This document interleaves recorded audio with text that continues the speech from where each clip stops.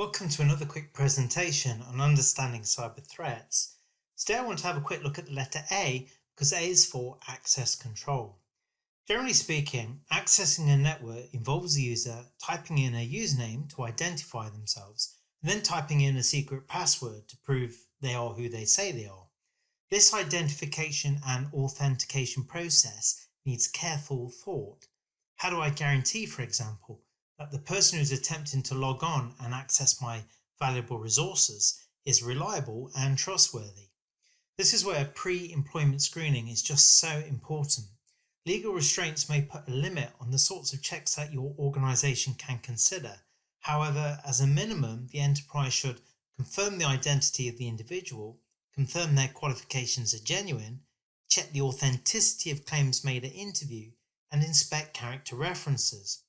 If the proposed position provides access to sensitive information, it's also essential to confirm the applicant's responsibilities in their previous job and then investigate any gaps or irregularities that crop up.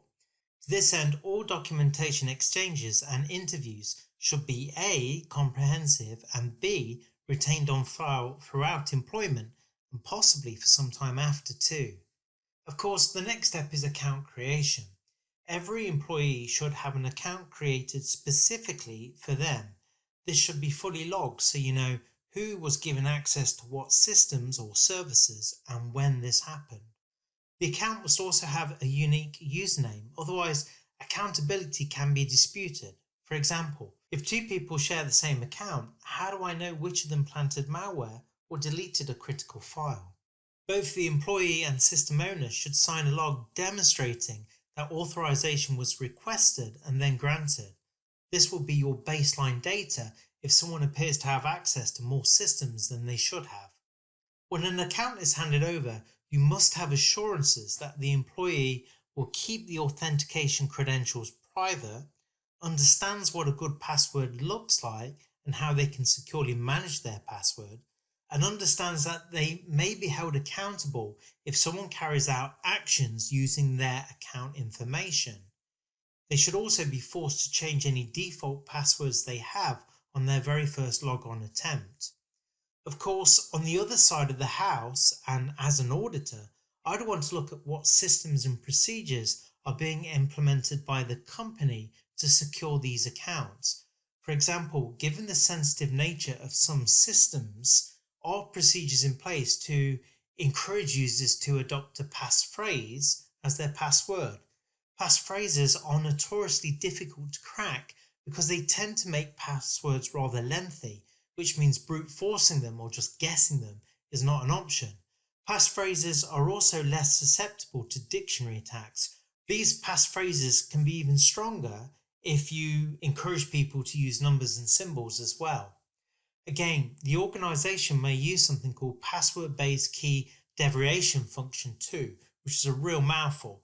Its abbreviation PBKDF2 is not much better either, but essentially PBKDF2 adds extra bits or extra random bits to a user password, making it longer. This adding of extra characters is also known as salting. The password is then hashed, which means it's just run through some sort of mathematical algorithm that turns it into gobbledygook. The resulting hash or gobbledygook is stored, never the original password. And this is much more secure because a hacker can't do much with the hash, and turning it back into the password is like trying to turn the burger back into a cow. It's just not going to happen. If you have sensitive systems, then you should definitely try to implement PBKDF2 instead of storing passwords in the clear.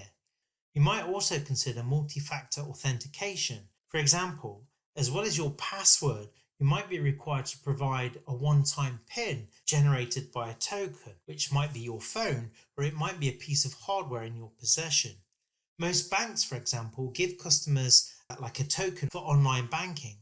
Alternatively, you might be emailed a PIN or a link to get access to the system, and that's because a hacker is unlikely to have your system credentials as well as access to your email. That would require them to compromise both accounts. Biometric authentication is also pretty secure, and here we're usually talking about fingerprints and face scans, although there are several other methods. The company then needs to assess how strong access control should be. This is determined by the criticality of the systems being accessed or the type of data that it stores. I'm also assuming that the network team have procedures in place when a user needs to reset passwords. Obviously, you have to be sure that the person making the request is the same person that is permitted access. Wherever there is an urgent password reset, there should be some sort of follow-up action to check that everything as it should be. Since we've talked a lot about account creation, we might also look at the other end, which is account revocation. If an employee changes role, department, or even leaves the organization, then access should be immediately revoked. The same is true of temporary staff or on-site visitors.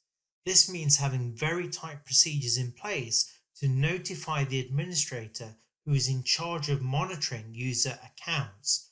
Furthermore, this means that other people need to know so that they are no longer sharing sensitive data or information with an individual that is leaving the company.